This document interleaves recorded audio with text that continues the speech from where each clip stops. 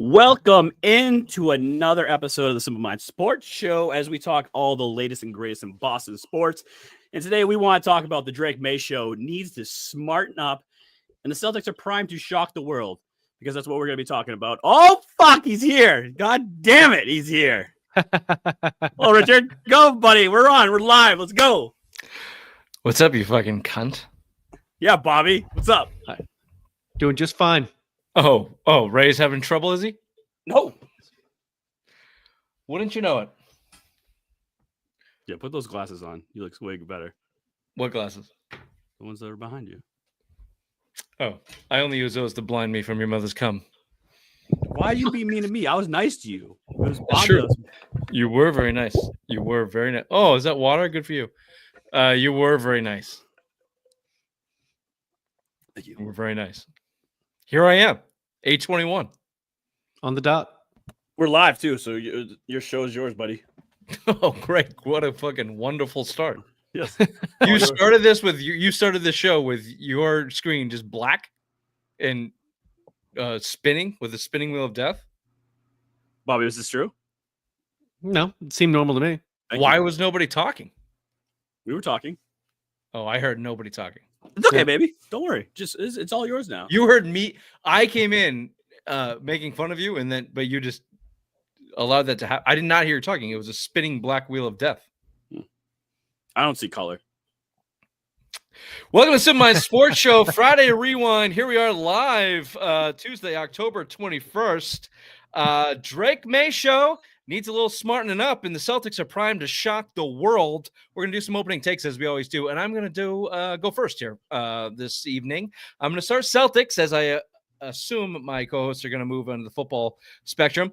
I'm going to move into the basketball world as that season kicks off. The Celtics,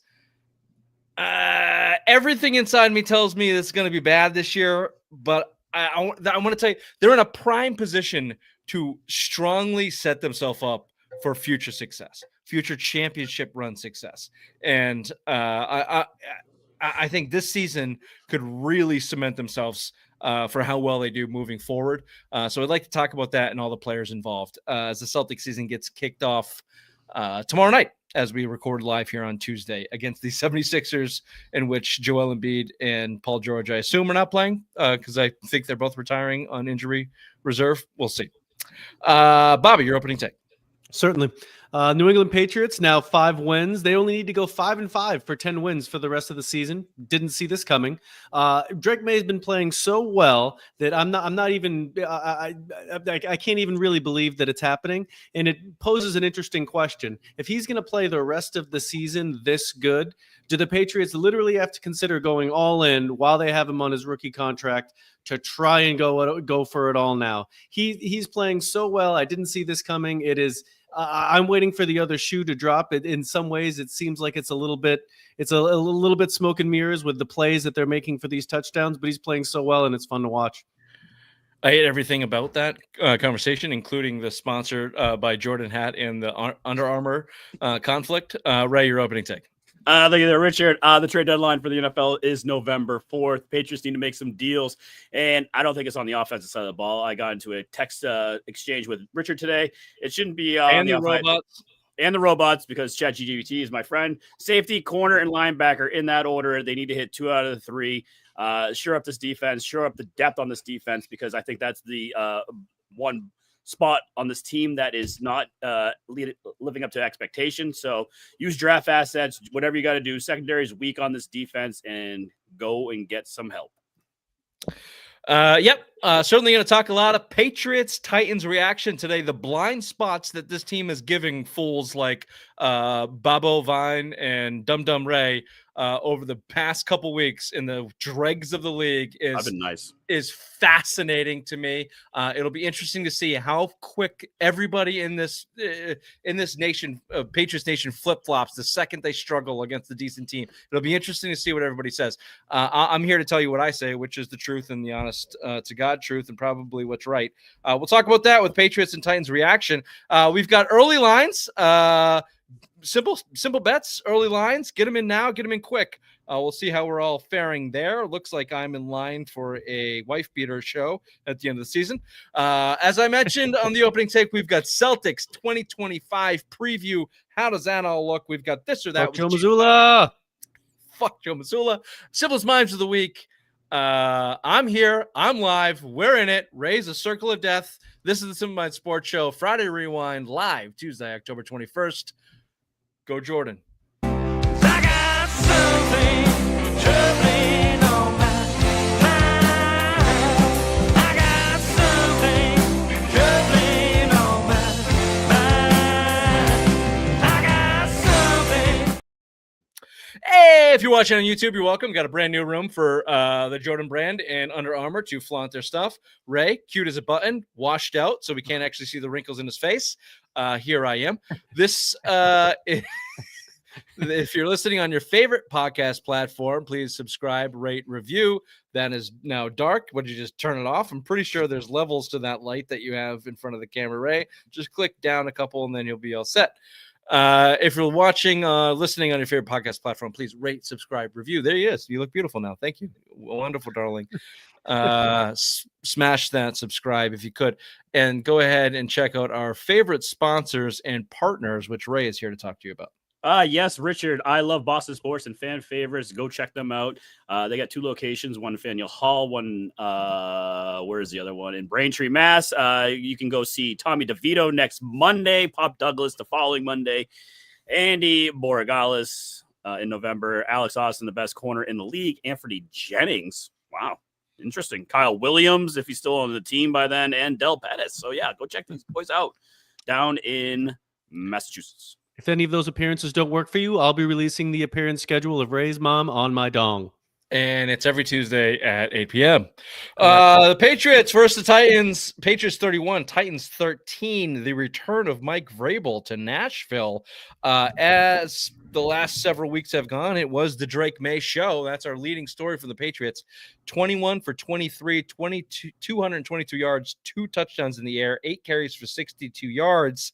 And finally, we've got some positivity from the coach in the public sphere talking about his young quarterback. What does Mike have to say about him? I think there's an athleticism to him that's really, really cool. I think he's really accurate from all different spots, whether it's in the pocket, off platform. I mean, he's really done a nice job so far and spreading the football around.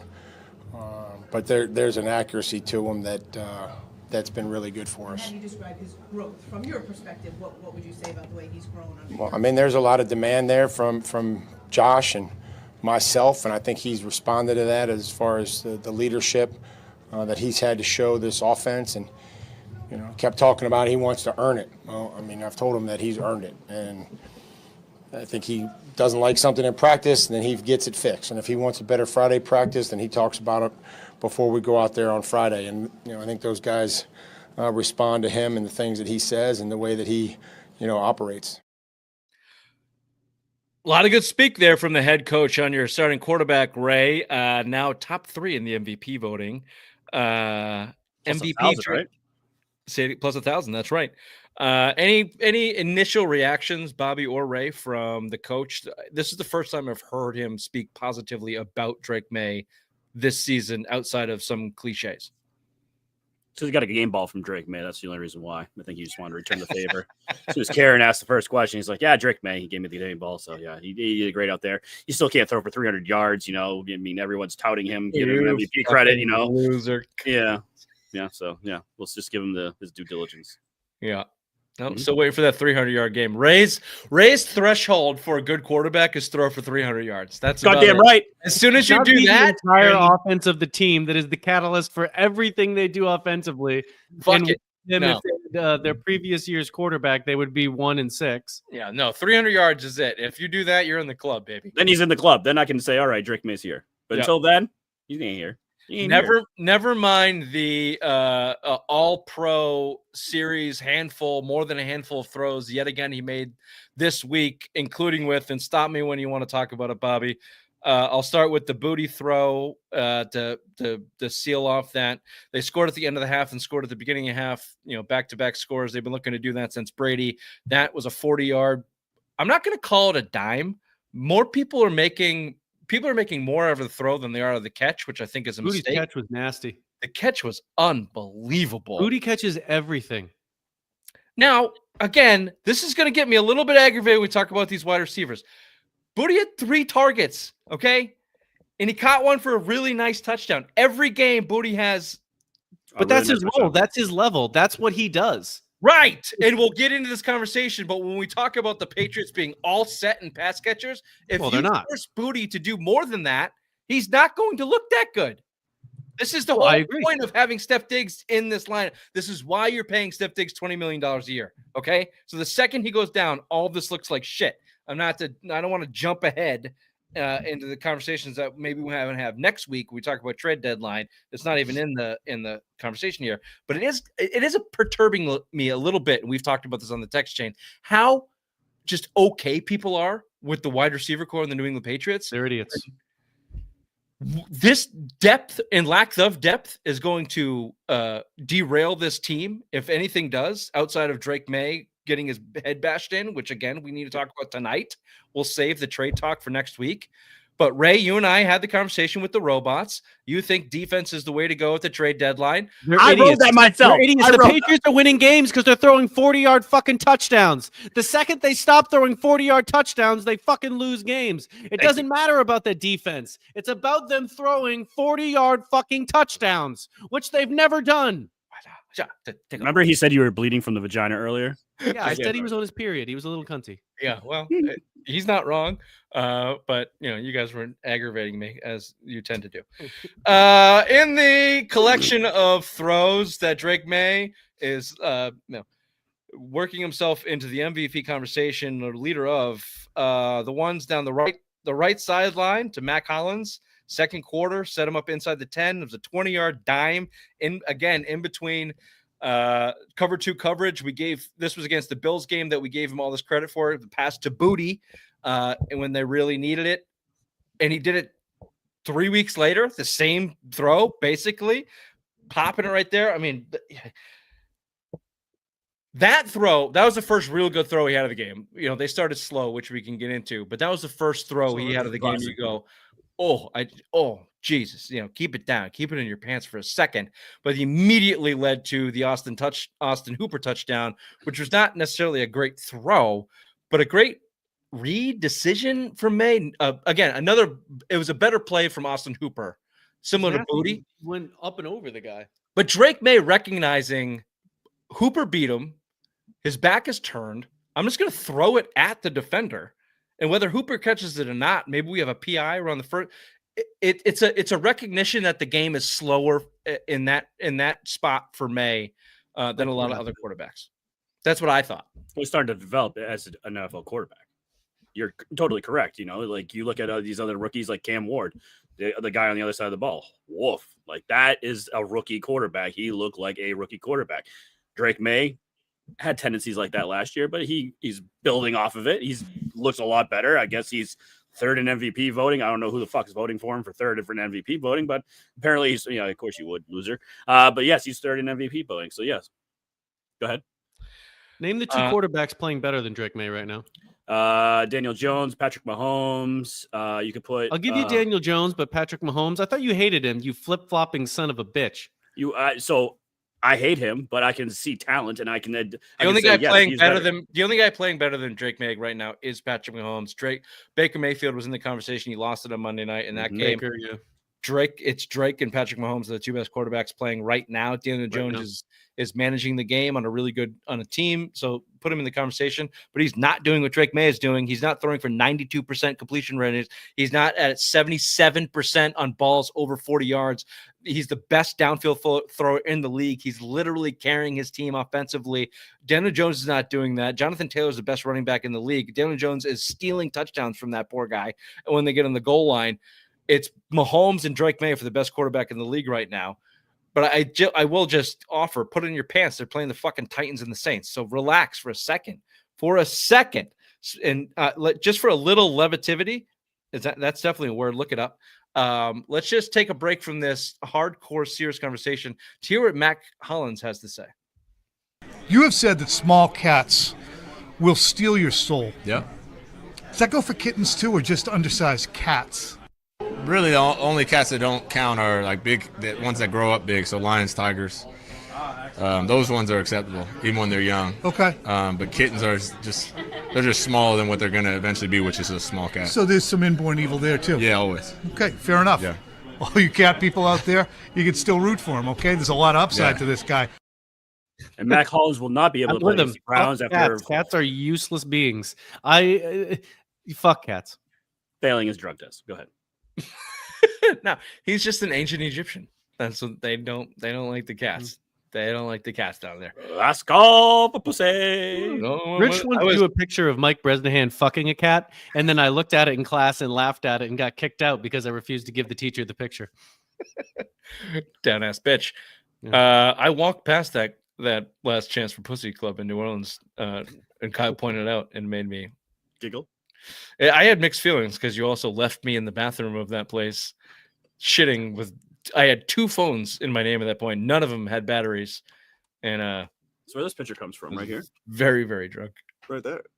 Yep. No, notice how I'm not in that picture because I was in a bathroom in the diviest dive bar I've ever been in my life. Great bar. Great bar. So there you go. Speaking of dive bars, here's a little nitpick here from Drake Maye. A little too much running. Let's talk about that hit. The concussion went out for 3 plays, which did allow the Patronaut, Josh Dobbs, to come in and have one of the more exciting plays of the day. 3rd and 5, gets 12 yards on a nice play. However, Drake Maye taking way too many hits in this game. Mike Reese called it a regression in his development as a quarterback and running the ball when he should or shouldn't. Drake Maye himself, when asked what he thought of his 21 of 23, 91% completion performance, he said, I should have thrown the ball a little bit more. He cannot do what he did against the Titans again the rest of the year. That we cannot see a repeat performance of that from him. That's obvious. My question is, they're going to slam that. They're going to, pardon the pun, they're going to concuss him with that thought this week at practice. The whole time. You can't do that, Drake. You have to get down. You can't do that, Drake. Is that going to mind fuck him next week, maybe moving forward? Felt like we saw that against the Raiders game. He looked really hesitant. And then they unleashed him a little bit. Really quick turnaround. But are they going to have they figured him out enough, Bobby, where they can tame him but not eliminate that? It felt like this was the first real game where that was a problem since the Raiders. And are they going to fuck him up if they tell him to not run as much? Well, it seems like they know how to speak Drake Maye now because they have him set up. I hope that they don't. I really, they need to get that guy to do some goddamn neck exercises. Every time he goes down, his neck flops back down on the damn deck. He literally needs to do like wrestler neck exercises so that when they go down, he doesn't immediately snap back. That's what they need to do with him. Say it, Ray. You sick fuck. Back, you could visibly see his head flop off. Your mother could probably teach him some good neck exercise. Yeah, she's got good neck. You had that shit-eating grin on your face the whole fucking time I said it. You She's son got of a good bitch. neck snap. You fuck. She's got good neck snap. Drake Maye stinks at taking a hit. He stinks. He stinks at taking a hit. He's either He always needs to add weight. He's a little too thin. My wife said that as a matter of fact. It was a very So then poignant Bobby's point. wrong too. Perfect. Yep. I don't like him taking a hit. Motherfuckers. I would guess that's going to change this week. I would not expect him to be running the ball too much this week.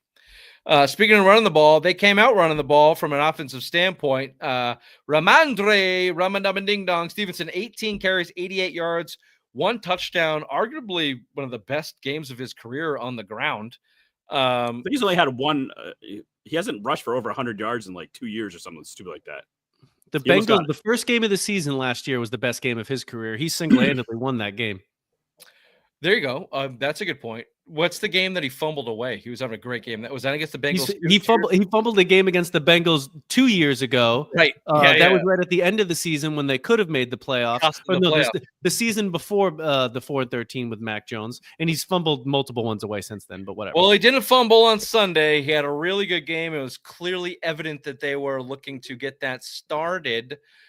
I just put that in the bucket of I'm gonna go big picture here. I put that in the bucket of good coaching. You know that there's a fumbling problem with your starting running back. Gibson's down. Henderson's a rookie. You know you need Stevenson to be a piece of your offense. We have a bad opponent. So in the whole scheme of we're facing these bad opponents and they've beat them, so we can't get too hyped on the Patriots wins because they're beating bad opponents, but it's a good thing because they've got wins. But also the best thing, if you have a good coach and a good program, is you start to build good habits, and you can take moments in the game or moments in the week to focus on things that you need to get better at.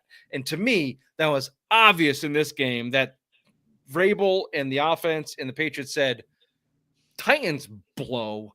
Let's just run the ball a shit ton to start this game, whether it was game plan specific to win or whether it was to get Ramondre Stevenson going or all of the above.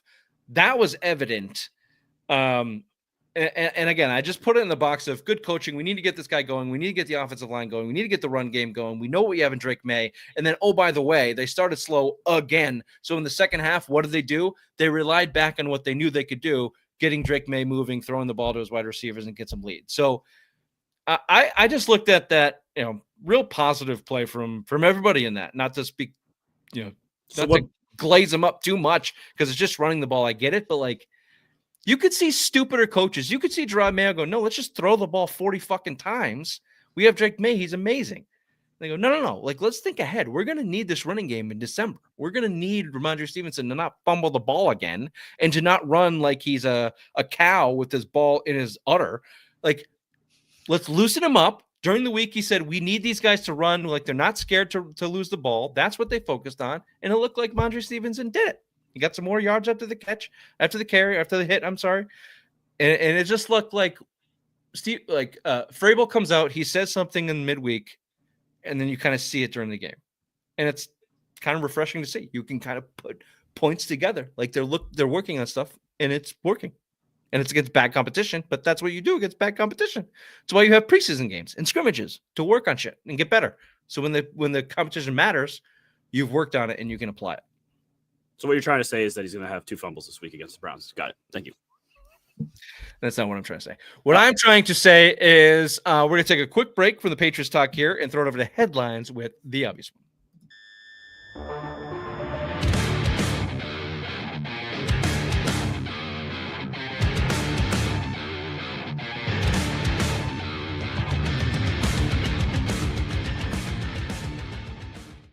Thank you there, Richard. The Patriots keep winning, and if you listen to some homers, this is the greatest New England team ever. Better than any Super Bowl winning Patriots team, better than the 07 Patriots, and Drake Maye is getting fitted for his Hall of Fame jacket.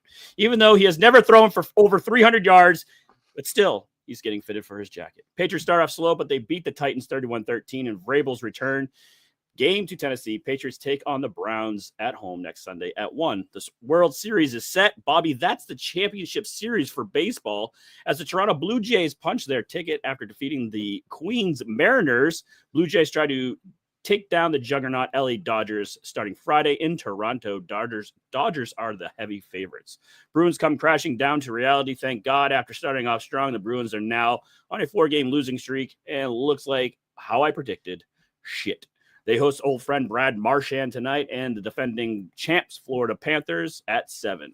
Finally, the Celtics open their 2025-2026 season Wednesday night against the Philadelphia 76ers, and Jaylen Brown is good to go after injuring his hamstring last preseason game. This has been Headlines with the obvious one. Back to you there, Richard.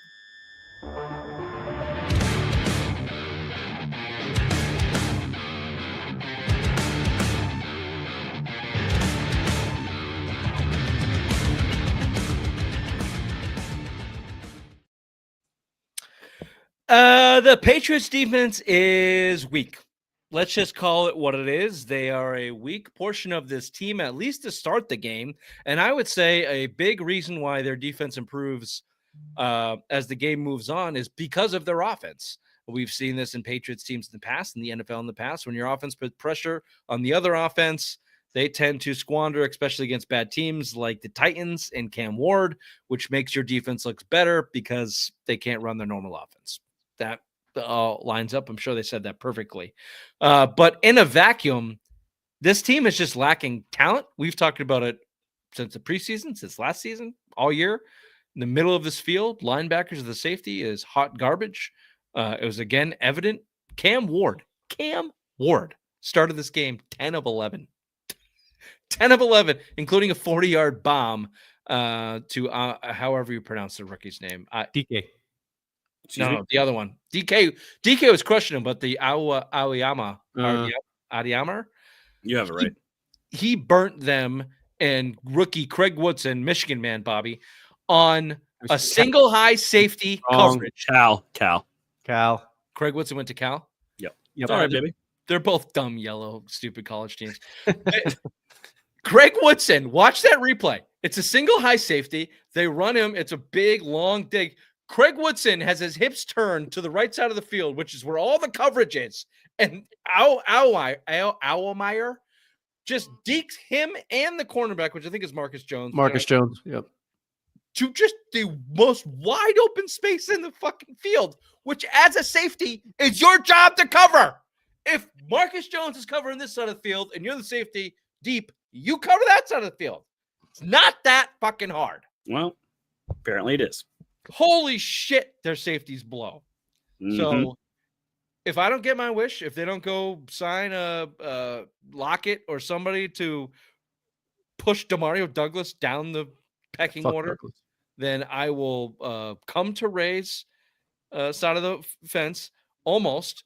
Fuck your stupid linebacker take, which is just dumb. Get me a pass coverage safety, please. I believe that was third on my list, but thank you. Fine. I will agree with your third point. Thank you. The Patriots are rumored to want pass rushers. Okay, if it's fucking Reggie White, like Nah, he's dead. He's dead. damn it. Just let you know. I don't want your hopes and dreams to get crushed. But he's dead. Don't you think if you put it on this team? I know this is a little bit of a tangent. Directly at Bob because Ray's opinion is fairly shitty. Directly at Bob. If you put a professional secondary player who can cover, a professional coverage player on this team versus a professional pass rusher, isn't it evident the immediate impact is on that guy who can cover in the secondary versus the pass rusher? Yeah, they need someone over the top that can actually play deep safety because their front seven can get after the team. When the other team knows they're going to pass, they create pressure. They kind of don't have a problem with that. They're not the best. They don't have any standout players, but they have too many blown coverages. That's the only spot on defense I would spend any resources doing. In this instance, if we're talking about trade, sometimes you strengthen a weakness. This time you strengthen your strength, and your strength is Drake Maye, and you give him more to work with because that's the way to win the division this year is to score more points. We're not looking to pile on Ray's stupidity. That question. You were talking about defense. We were looking to parse out Ray's stupidity. You're right. You strengthen Drake Maye. That's 80-20 rule. You put 80% of your effort into your top 20%. You give Drake Maye another professional wide receiver. Fuck Demario Douglas. The dude is dead. He's gone. Give him a fourth wide receiver to play on this team, and you'll be cooking with gas. But I agree with you. Just give me a professional safety who can play 30 yards back and read a defense and understand whether to break right or left. So you don't give up 40-yard touchdowns or 50-yard plays. How many times have they been burnt in the first half of these games on shit like that? That's a great way to put it. Stop giving up 40-yard touchdowns on defense. Find ways to score more of them on offense. That seems pretty simplistic for the Simple Man Sports Show. Yep. Imagine if you had Devin McCourty back there, like with this defensive quarters that you have. Can you mute yourself? Yep. Thank you. Devin McCourty, his twin, which is basically the same guy, called the fucking game, Ray. So, yes, imagine Devin McCourty back there, but he hasn't been in the NFL for 7 years. You fucking brought up Reggie White. He's our age. Why would you bring up That's a good point. That's a fair point. Thank you. I didn't hear what you said, you screaming bitch. I said you brought up Reggie White, and he's dead. That's a fair point. I'm just saying, imagine if you had a caliber player like Devin McCourty. A Yes, future a Hall of Fame Famer, safety yes. would be great. A future Hall of Fame safety would be amazing. Patriots Hall of Famer. All I'm looking for is someone at the deadline that can read a fucking God, you defense are from 40 bleeding. yards away. Vine was right. You are bleeding from the vagina. Oh, you're right. No, you want to put if Ed Reed's available, I'll take him. He's not dead either. No, He's not going for alive guys. You're going for dead. that's true. That's true. I'm 50-50 on the dead alive guys. Marcus Jones got himself an interception, victory formation. Defense, they shaped up, but again, I think it's pressure from the offense and bad teams. 5 sacks. You had Cam Ward literally fumble the ball into the end zone on That a was amazing. Jets-like play. Drops it. They got got small 39 yards on the ground. Greg Bedard called them one of the best rush defenses that he's ever seen, the Patriots, which obviously is a little hyperbole. But in this NFL, in the way the Patriots offense is playing against bad competition, this is the type of shit you're going to get. You're going to force teams to play bad offense in the second half when you get up double digits. It's the fucking blueprint for the NFL, which again stamps me and Bobby as right. Give us offensive firepower. Fuck your linebackers and your stupid pass rushers who have an impact on a third of the game. Give me a guy that can catch 3rd and 6 all day. All fucking day, and then once in a while break out for a 40-yard touchdown. No, it's a no goddamn brainer. Tyler Lockett should be a Patriot today. Demario Douglas, bye. Yeah, bye. What do you think of coaching? What do you think? What are these slow starts all about on specifically on the defensive side of the ball? Go ahead, Ray. I just don't think they're ready to play every game. I mean, they come out slow. They come out lethargic. It's crazy out there. Like you could just basically skip the first series and then be happy with watching the Patriots. But that first series, every game this year, they've been notoriously slow. The quarterback goes marching down. They get 3 points. You get a touchdown. They get very close, but they start off every game slow. And I think it has to do with coaching and not prepared, like ready to go. Like they're going through the blueprint. Fucking scrap the blueprint. Just fucking go out there and play defense. Bobby. I think Vrabel takes the same Belichick standpoint of wanting to let the game declare and then adjust the defense to it, but they're giving up too much before they know when the game declares. They make good in-game adjustments every time. Once midway in the second quarter comes, the past 2 games they've had let up 0 points at halftime. They've given up no points plus that, and then in the Bills game they did what they needed to do. So they are making the adjustments, and they deserve the credit for it. But they have to. I think it's on the players to play better in their base defense before they make the in-game adjustments. So I'm going to blame the players. Yeah, it's not because of no effort. You saw it in the Saints game. They started the game. First play was a corner blitz. So they said, all right, let's get aggressive against this young quarterback in a team that is struggling.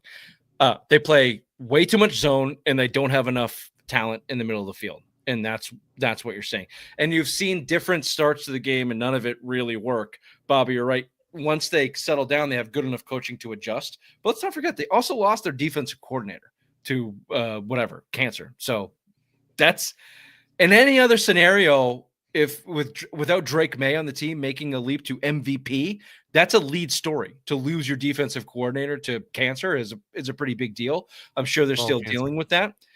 But who's watching the film on these fucking teams?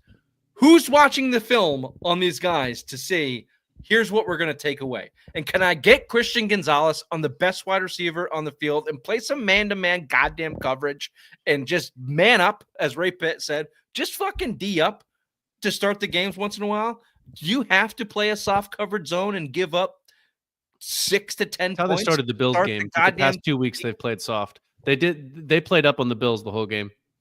Just man up. I mean, I know you're lacking it in the middle. You're lacking it from a defensive standpoint with your middle of the field coverage from a man-to-man standpoint, but you're not going to get that in the trade market, Ray, with your stupid fucking look, and you're not going to get it in this.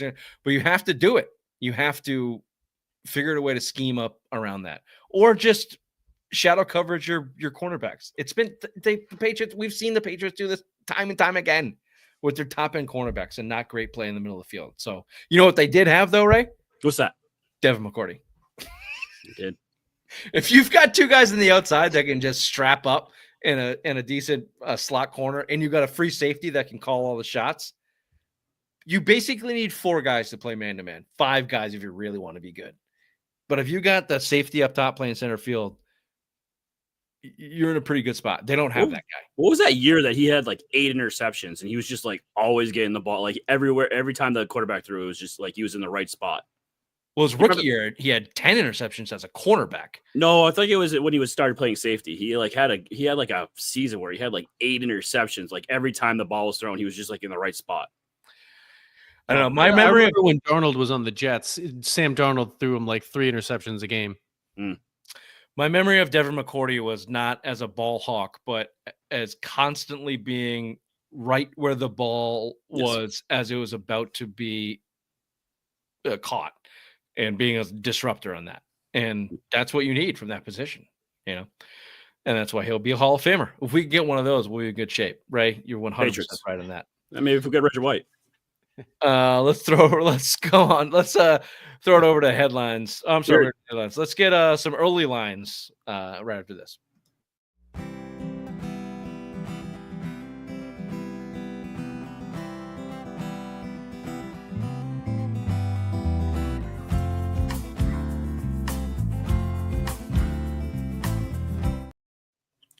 Thank you there, Richard. You're Am welcome. I on a time clock tonight or no? Yep. 60 seconds.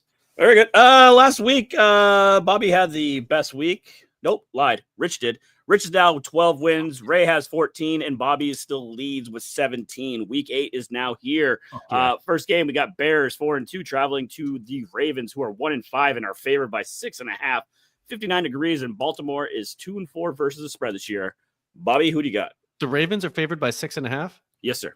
Give me the fucking Bears. The Bears. The Bears. I'm gonna piggyback off of Richard, Bobby there, and I'm going to take the Bears as well. Okay, let's go Ravens. Next game we have on the docket: Browns 2-5 taking on the Patriots 5-2. Patriots are favored by 7. 52 degrees and cloudy. Browns haven't won in Foxborough since 1992, and the Patriots are 1-2 at home this year. Richard, 1992. Who was starting a quarterback for the Patriots in 1992? That was the year after Bledsoe, right? Or year before Bledsoe. Zolak. I think Zolak played a couple Zolak? games. Yeah. He played a couple games, I think, that year. I'm taking Pats here. Yep. Bobby, what do you got? Taking the Pats with the 7 scares me because they aren't playing well at home, and I don't think they're going to blow out every team they play. But I'm going to take the Pats. I think it happens. All right. I too. It's going to be a clean sweep of the Patriots. Next game, we got the Dallas Cowboys 3-1 taking on the Denver Broncos. The Broncos are favored by 3. 66 degrees and sunny on Sunday for Denver. Denver 7-game winning streak against the Cowboys. 1992, the last time the Cowboys won in Denver. I'm taking the Broncos -3. I think Dallas is going to get that mile-high breath loss, and I just don't think they can do it. Another 1992 stat. That's I know. big. Very big. 1992 was a real great time for the NFL. Think of the Broncos playing the Cowboys in 1992. John Elway, Troy Elway, Aikman, Irvin, Emmitt Smith, That was cocaine everywhere. Fun goddamn game. Hookers. Cowboys went to mile high and they got high. Goddamn. They're not going to this week. I'm also going Broncos here, coming off that insane win against the Giants. Give me the Broncos at home. I agree. Cowboys are frauds. Ooh, clean sweep. Okay. Next game we have is the Tennessee Titans going to Indianapolis, who are 6-1, 14-point spread. It's in a dome. Indy is 5-game winning streak against the Titans. 2022, last time the Colts lost at home to the Titans. Daniel Jones has never lost to the Titans. Bobby, take it away. Daniel Jones is going to pull out his big Daniel Jones hog and fucking slap the shit out of the Titans. They blow, and the Colts will blow out the Titans. Richard? Nope. 14's too rich for me. Titans showed a little bit of spark there in the first half, and second game with a new coach. Either way, 14 points. No. Give me the points. I'm going to take the Colts. Titans are that bad. I think the Colts are that good. So, yeah, I'm going to take the -14, and the Colts. Last game on the docket, we got the Packers 4-1-1 traveling to Pittsburgh to take on the 4-2 Steelers. Packers -3. It's 40 degrees on Sunday Night Football. Packers are 1-5 versus Steelers since 2000. And 1970 was the last time the Packers went to Pittsburgh and won. And this is the first time Aaron Rodgers plays the Green Bay Packers. I'll go. I'm taking the Packers -3. I think the Packers are the NFC favorites to go to Super Bowl. So, yeah, I'm going to take the Packers -3. Just fucking stroke out there for a second. I did. Yeah. Bobby, who do you got? Steelers are frauds. They suck. Give me the Packers. Richard? Yeah, it's Packers all around. I don't think the Steelers are frauds. I think it'll be close, but I'm good with the spread there. And I do think I don't think they're as good as the record says they are. But I don't think they're total frauds. I think they're a pretty decent team. Well, the Bears-Ravens game and the Titans-Colts game are going to be the deciding factors for this week because other than that, we all pick the same shit. So, well, that's because we're simple-minded. And on that note, we'll be right back with a little Celtics talk.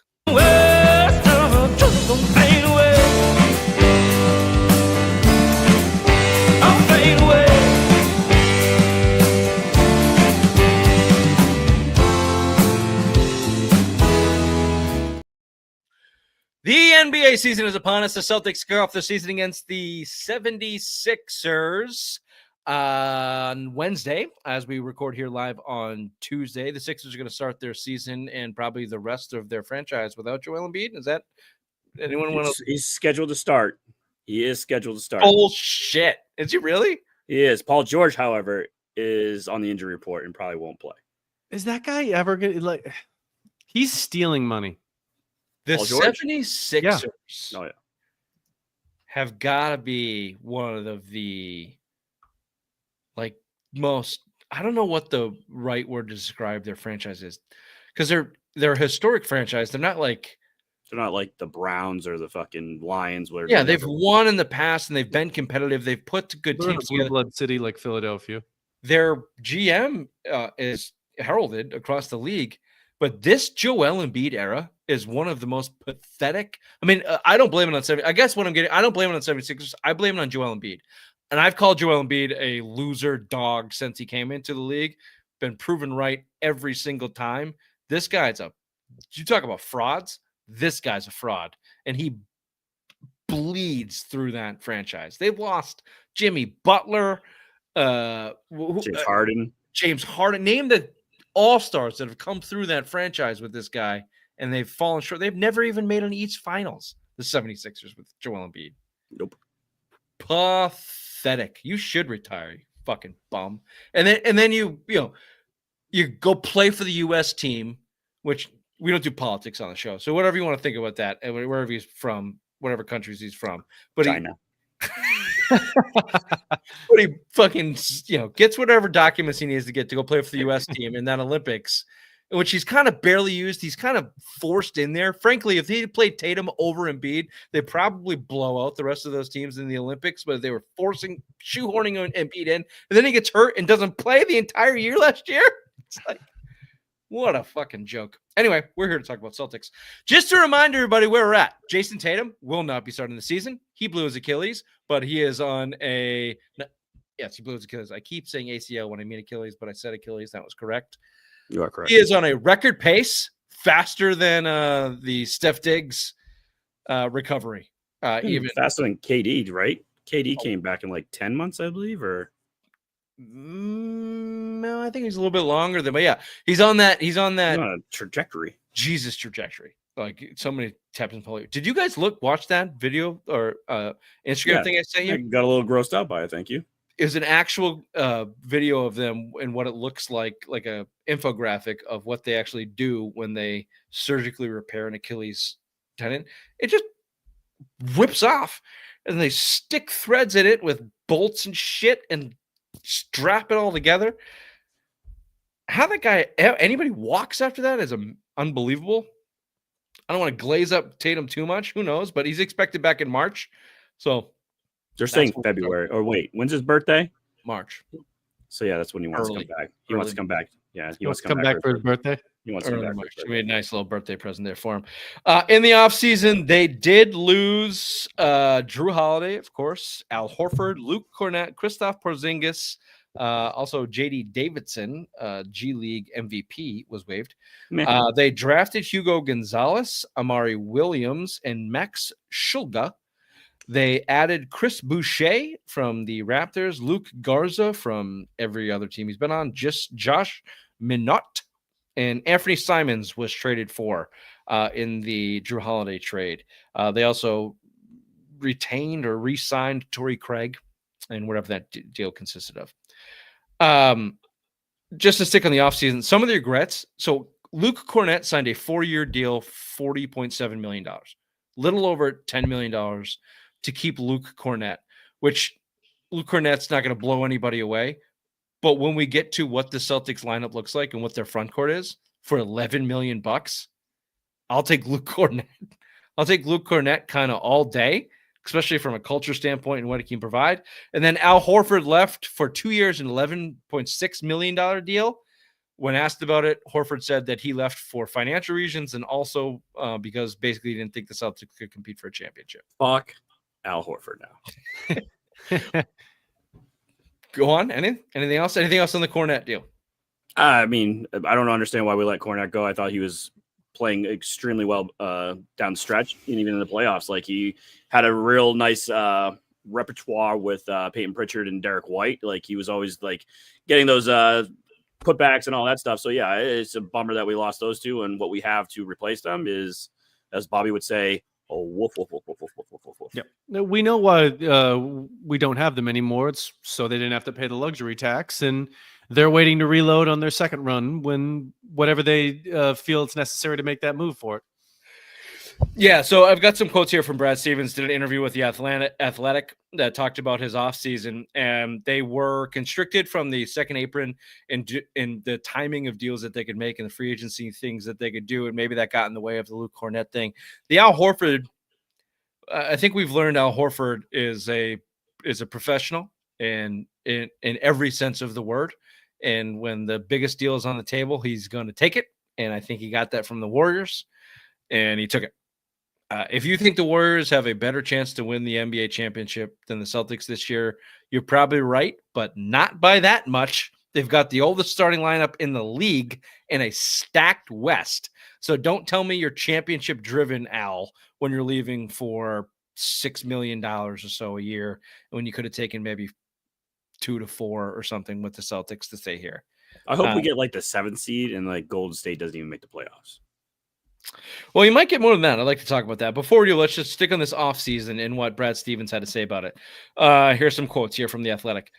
Before trading Drew Holiday and Kristaps Porzingis and losing Al Horford and Cornett to free agents, Stevens said he laid out an offseason vision for, quote, anyone who wanted to talk about it, end quote, including coaches and players. In various conversations, Stevens explains the rationale for moving on from playoff-tested veterans and the desire to replace them with what he hoped to be cultural fits. This is Stevens talking now. Quote, we were very forthright with everybody. We tried to be proactive as possible, communicating that, hey, these things are going to happen. We're going to bring in young, hungry, maybe unproven, maybe a little bit scared, maybe high character people that are going to play hard, that want to be part of something special. Even he goes on to say, even if Tatum had remained healthy, Stevens said that he was anticipating cutting enough salary to push the Celtics under the second apron. If they had kept everyone from last year's roster, they would have racked up an NBA record payroll of $500 million. Stevens goes on to say, first and foremost, what we were staring at was a bill like no one has ever stared at, right? So that was not the driver as much as the second apron, but that's still a significant thing. And our owners, past and present, have always been committed to spending. But it made sense for us, even in that perspective, to retool, in my opinion. And then when you're sitting over those aprons and you just have a lot of restrictions, you have to make the moves that you have to make. Basically, Jason Tatum's injury is a blessing in disguise. Yeah. Well, a blessing in disguise. No, I talked about. I think we talked about this before last season started. They were moving on from Drew Holiday and Porzingis before the 2024 season. That was happening. But it And- looks better from a GM and a front office perspective when you say, "Oh, well, our star player's hurt. No need to spend all this money. No need to have a $500 million payroll, one of the biggest in NBA history. Our star player's hurt. It's time to retool." Instead of saying, "Oh, if Tatum was still here," and then you let go of Drew Holiday and you have what you were going to read about the starters and the bench players, that's not going to win you a championship, especially with the Jays. No, but he does say even if Tatum remained healthy, they were anticipating cutting salary to get under the second apron. And we talked about that all year. That would have been the most money spent on an NBA roster in the history of the league. Yeah.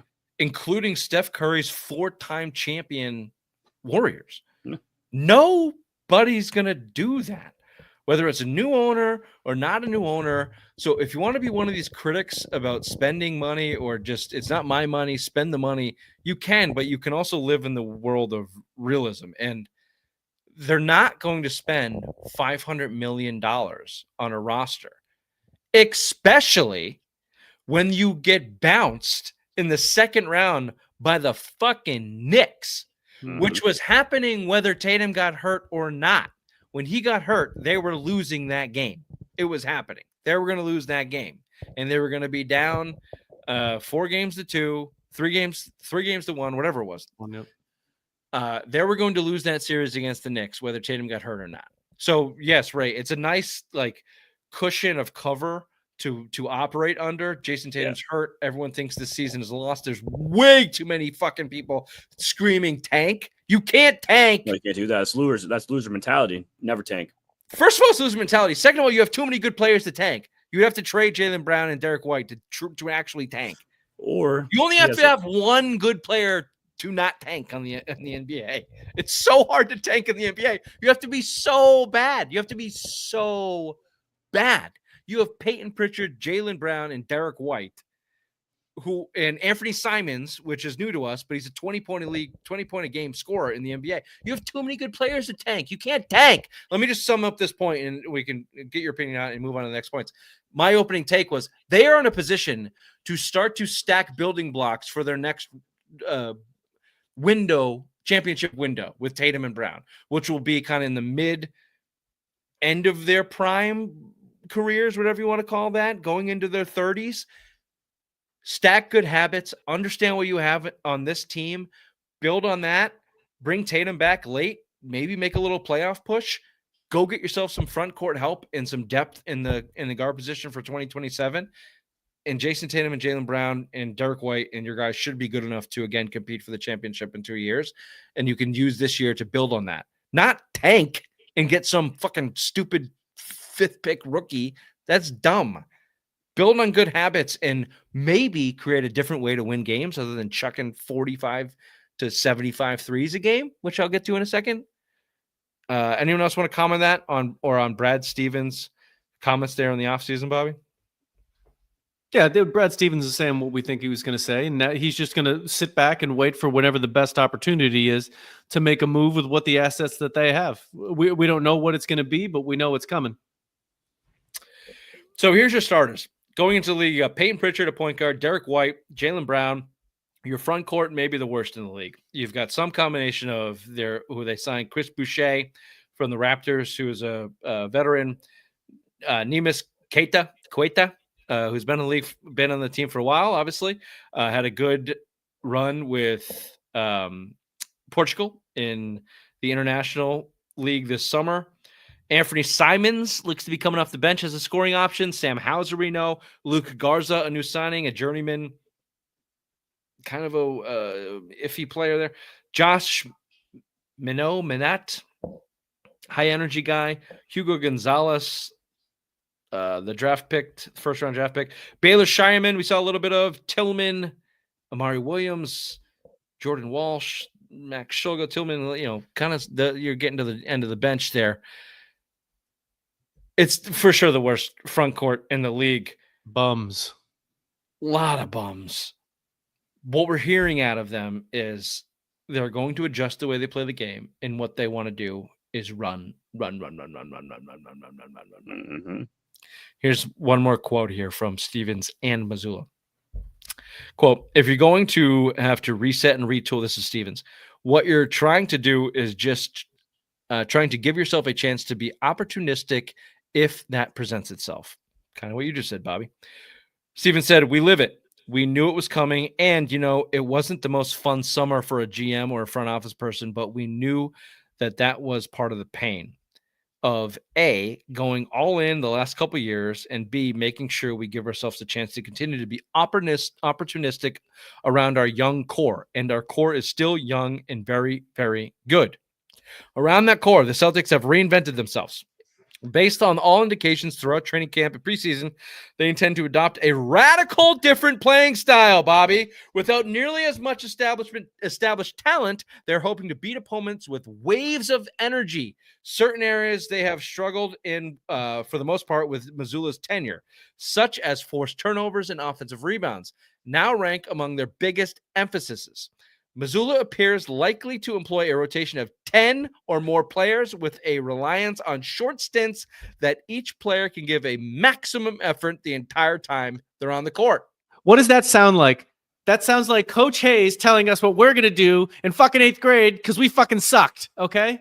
That's exactly what it sounds like. It does sound okay? like that. Mazzulla doesn't know what the fuck he was doing, and neither did Hayes. That's the dumbest crock of fucking bullshit I've ever heard. If you say how you're going to win basketball games is you're going to try fucking harder, you suck. Raymond? I like it. Run. That's what I like to hear. I mean, you gotta do what you gotta do. You gotta start reinventing the wheel over there in the NBA, and Joe Mazzulla is gonna do it with all this running and fast breaking. We're never gonna see anything like it. I love it. No. I agree with Bobby. I agree with Bobby on that. Let's see what Jalen Brown has to say about it. Yeah, it's intense, physical, intense pace. I think the coaching staff has done a good job of setting the tempo and pace of preseason. It's probably been our hardest preseason I think I've had from a conditioning standpoint and a physicality standpoint. But that's what we're going to need this season. Can I tell you something that I've told you before? Jalen Brown is about to get exposed as an NBA basketball player. Unless they run the Coach Hayes offense, which is 5 on, 5 off, 5 on, 5 off. And unless he's treated like like every other guy on that team, Jalen Brown's about to get exposed. They have enough talent to float themselves in the East, which is a bad conference. Yeah, they'll win games. If they have a good enough coach to understand what they need to do. And what they need to do is limit Jalen Brown and what he is supposed to do on the team. And I think what Jalen Brown thinks what he's supposed to do is to beat Jason Tatum, and he can't. Your coach is responsible to tell him he can't. Moose shifts some of that responsibility and then get your team to play around it. That's not what it sounds like. It's like Jalen Brown has to understand that he is not going to be the point guard. That's going to be Derek White. He gets the ball. You go stand over there. Derek White gets the ball. You get the ball sometimes. Derek White's going to facilitate the offense, not you.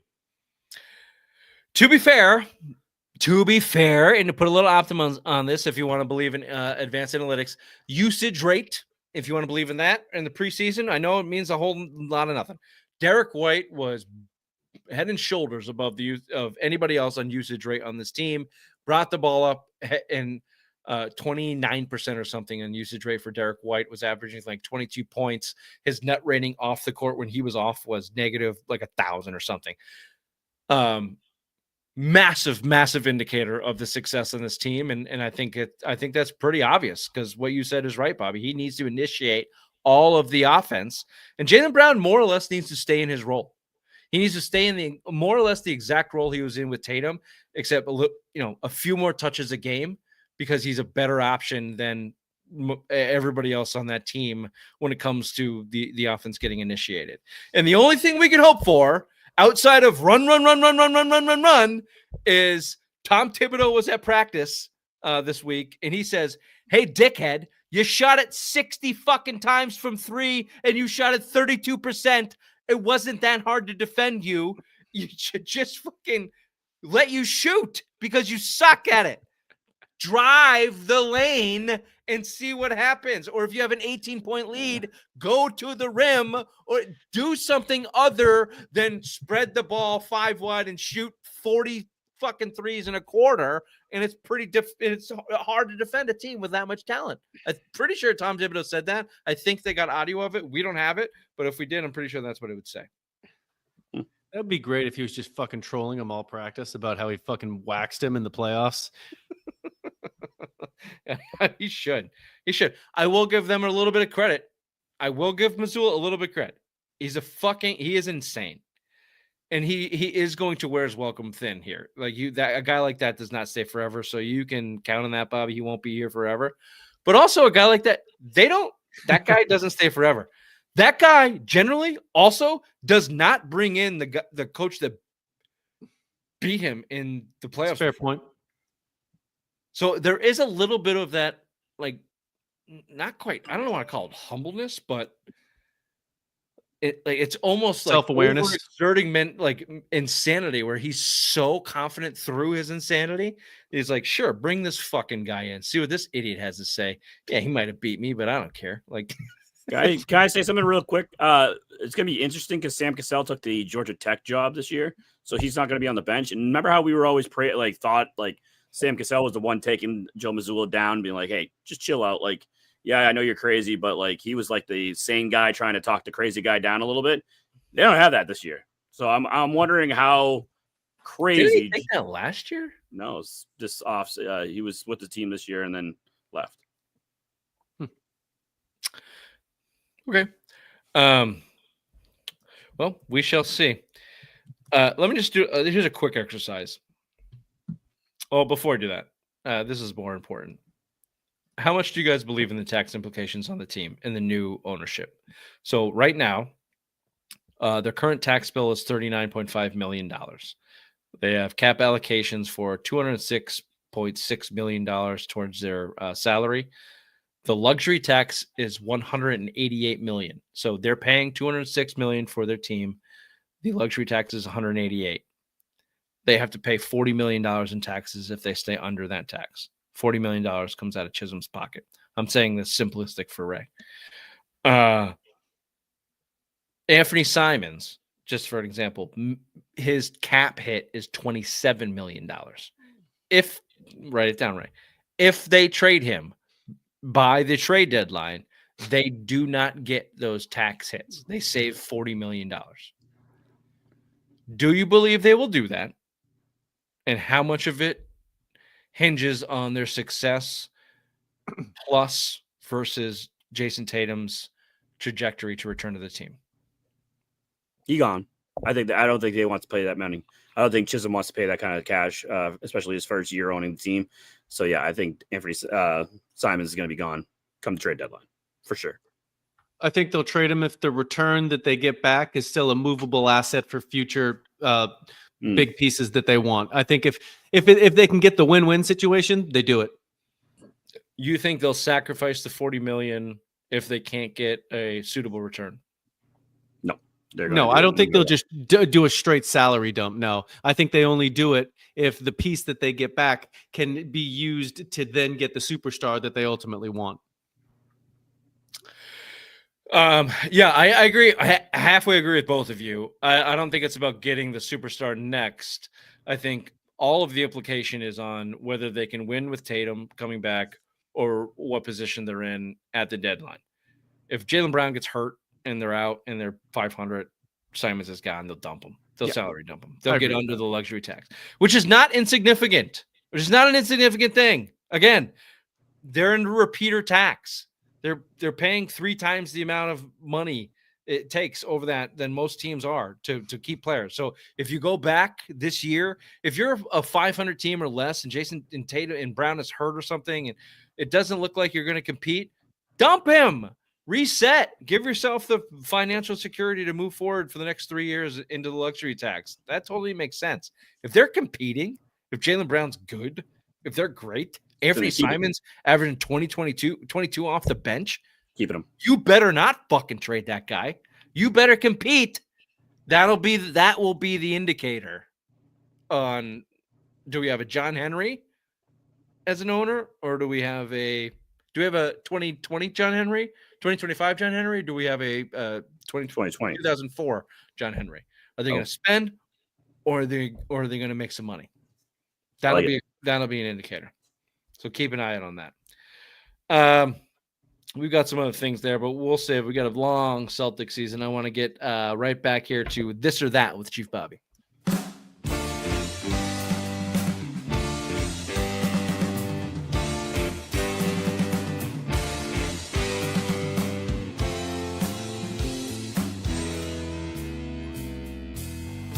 I got illusions and illusions.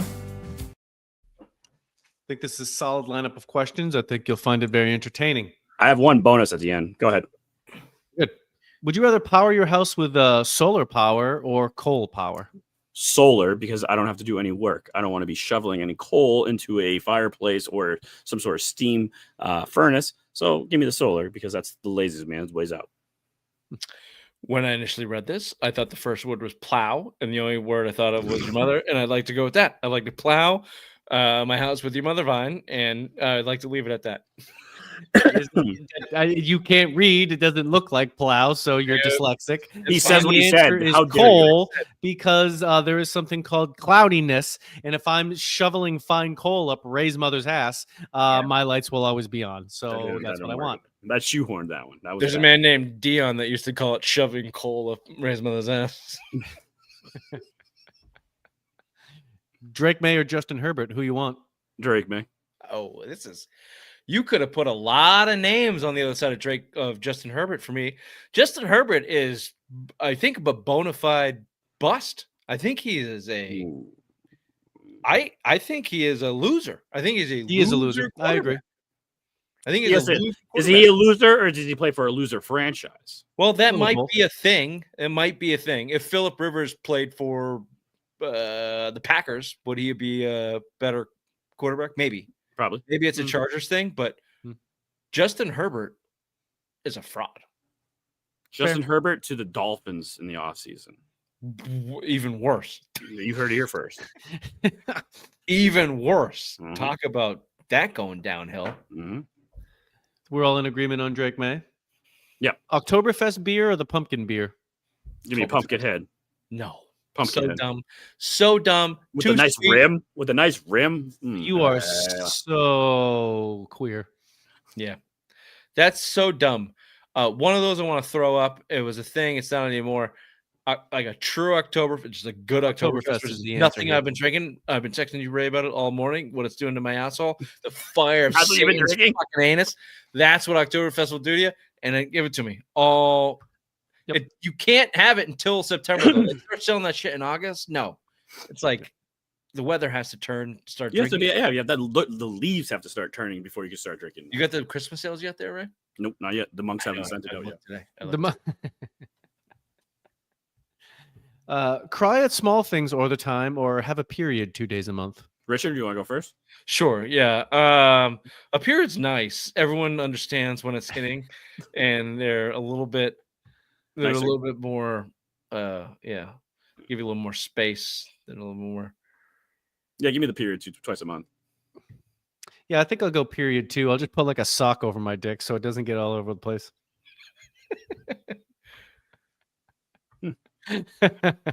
What you call sock, I call your mother's asshole. So To each his tomato, own. tomato. You're gonna do that for 2 whole days. That sounds inconvenient, but whatever.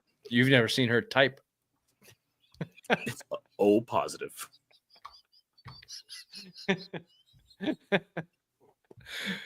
There's too many puns there to work it out. Go for it. Yeah, very good.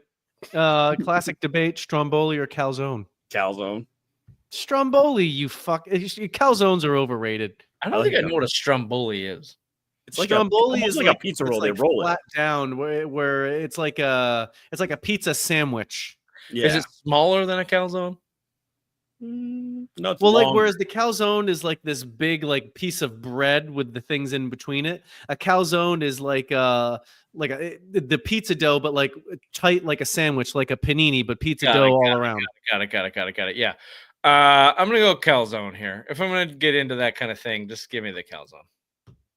Stromboli is the answer. It's unfortunate. We have been in agreement thus far. Speaking of dummies, have AI run the world or a dummy like Ray? Dummy like Ray. Right. Yeah. Dummy Yeah. like Ray all day. Yeah. This is how it's been for a long time, and a lot of people have been able to take advantage, including myself, pretty much on a day-to-day, 5 days a week. Keep it the same. I don't need robots checking in on me. Exactly. And plus, if Ray is running the world, we would get preferential treatment. We would be able to have his ear and probably make significant things happen in our favor. Yeah, Goddamn right. definitely. Goddamn right. Very good. Kiss a guy or cover yourself in poo. Just a guy. Kills a guy. Yeah, this is. I always knew you guys were gay. Moving on. Drive a garbage truck or drive a bulldozer. Bulldozer. Fuck yeah. Are you kidding me? I would drive a garbage truck. I'd go through the whole fucking route. I'd fill it with garbage. I'd back it up right in Ray's fucking front yard and dump that entire fucking load right there. Just boop, boop, boop.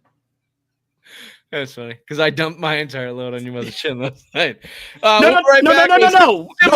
Oh, you had a bonus. Sorry. Bonus Damn question. it. You fucking stepped all over that, Ray. Sorry. This Last. better be goddamn good. Yes, it is. Bobby, Rich and I held your mom hostage. Okay. The only way to free her is to blow us to completion. Do you do it? How?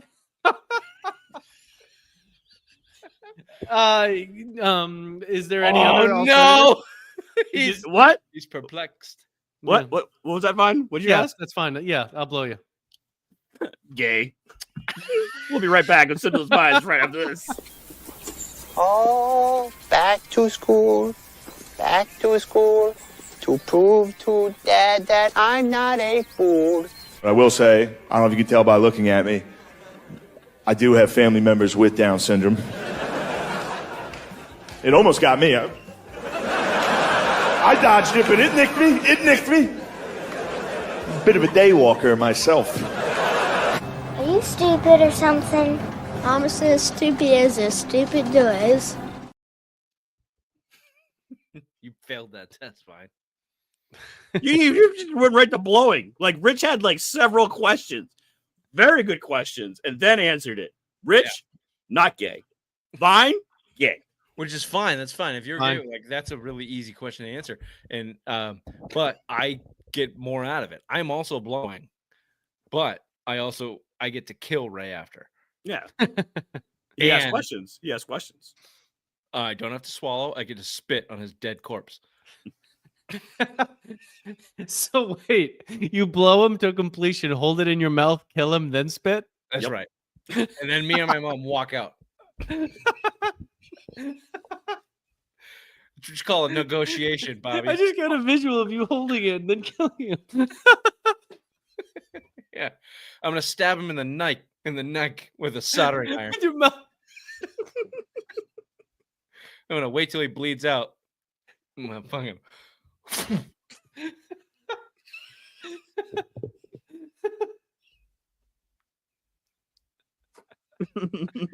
Oh wow. Yeah. It's art of the deal. Read a book. Yeah. All right, let's do some headlines of the obvious one here. This one's nope, Simple Spies of the week, but go on. What are we doing? Oh, that's right. Simple Spies of the week. Sorry. I got distracted. All Killing, that cum in your mouth. blowjobs and murder get me Really riled. Yeah, we were riled up and jacked up. I don't do any murder after I blowjob. I do all my murders after blowjobs. Which is what I assume happened on this luxury yacht, which failed.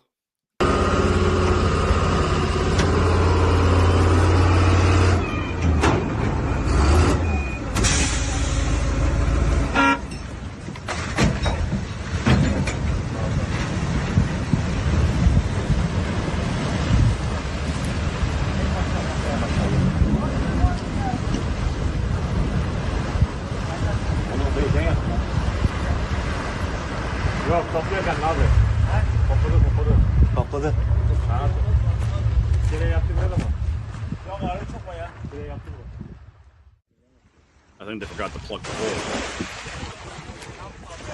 Yep. They forgot to plug the hole. There goes $1 million. Right to the bottom of the sea. Oh yeah, you gotta put the build. You gotta plug the build. No, This is the best part right here. He's like, fuck, all my money's gone. What do I do now? Look at this guy. He's like, oh, fuck. Going down with the ship. God damn it. Don't get me. Cannonball!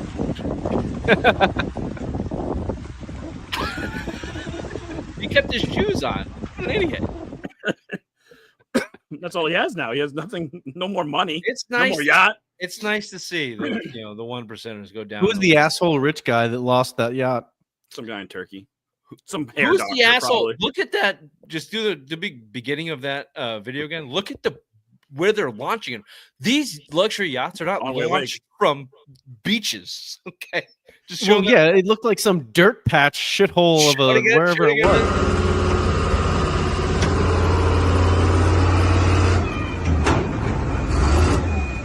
Wood, crane, and a hawk. Yeah, that's good. It's being shoved off. Yeah, I'm pretty sure, like, you know how the Titanic had all the icebergs, fucking the Morse code? That probably happened to the bottom of the boat when they forced that thing right into there. It's being shoved off on railroad ties with the bucket. Insane. Yeah, you have to know things. I just like, watching the People fail. Top percenters there go down. This is not one of them, but this is real classic Simple Minds humor. Oh, hold on, I have to figure out what it is. Okay, yep. Peaches? Peaches? Yes, Lord. Go on walking, Peaches. I know you smell like cocoa butter and love smell and Vaseline. Lord, Hammer, you better walk, Peaches. You got a little fluid on ankle, don't you? Yeah, you work it, Peaches. Yeah, that's it right there. Work it, Peaches. Oh, look. Somebody call an ambulance down here. I told Peaches about ordering them damn shoes off Temu. I know them Temu shoes weren't gonna hold her. Hard to always laugh at the misfortune. We're gonna hold her up. The misfortune of others is funny. This guy, I've been following this guy. Started following this guy. Is handles awful coaching on Instagram, and from what I've seen, he just yells at Bronny James. But I'm sure he has other stuff. It just makes me laugh because fuck LeBron. I'll have to be following this guy now. Who is teaching this dumb fuck how to play point guard? You have to attack downhill. They're in their dumbass drop coverage. Remember, Steve Kerr's brain dead. All I got to do is just keep attacking downhill, because as long as I'm attacking downhill, Trace Jackson Davis has to stay with me, and that's going to open up Jackson Hayes' role. The second you pull your dribble back, dumb fuck, now Podziemski can get back over the top, Trace Jackson Davis can recover, and you just fuck the whole thing up. Solid point. I respect the anger. What are you doing, you dumb fuck? I respect the rage, and I respect the vulgarity. Awful coaching. Instagram handle, whatever it is. All right, lastly here, this one's for Ray, Nutty Buddy. I would say when the ice cream man pulls up, it's the best part of my day. The treats make it worth it for me to push myself to walk outside. And that's my exercise for the day. That's my exercise. Listen to this order, Bobby. Listen to this order. This is unbelievable. Hey, what can I get for you today? Lee, what's going on? All right. I need 3 sodas. 3 sodas. 2 bags of hot Funyuns. 2 bags of hot Funyuns. A Nutty Buddy. All right. A strawberry shortcake. All right. An ice cream sandwich. 2 fudge round pies. All right. And Nutty Buddy. A plain Nutty Buddy. Okay. All right. Give me a minute. He forgot he ordered the Nutty Buddy. Nutty Buddy, regular Nutty Buddy. And Nutty Buddy. Yeah. The plain Nutty Buddy. That ice cream driver should be ashamed of himself. Okay. I had that thought too. I also Why? thought, Why? For enabling that fat fuck. That's when he rolled into that driveway. You know what that guy heard? Cha-ching! Because that guy That man should be ashamed of himself. No. You guys are like the conflicting Republican Party. Capitalism versus fucking just pieces of shit. Which one but we don't do politics on the show. Which one am I? I also, but my thought was, where does he get his money? Like he's not working. No state. Government. Handicap. But, but Good, I man. also, now this is a little bit of racism of me. Does he know what everything costs, and is he doing that math in his head, or does he already have that in order, and he understands he has the money to pay for it? You think that's the first time he's ordered that? Yeah, exactly. It He knows seemed that like was he a $20 plus order. It seems like yeah. All right, you're probably right. He probably understands. He's got $20 and he can get $20 worth of. He got the state Worth of check. fixins. The fixins. It's all those fixins. Yeah, it's the state's definitely paying for it, but not for long. We don't do politics on the show. This has been the Simple Sports Show, Friday Rewind, live October 21st. Happy birthday, dear. We'll see you next Tuesday at 8:30, you fucking idiots. Join us next Tuesday. See you next Tuesday. See you then. Happy birthday, Finley. Happy birthday.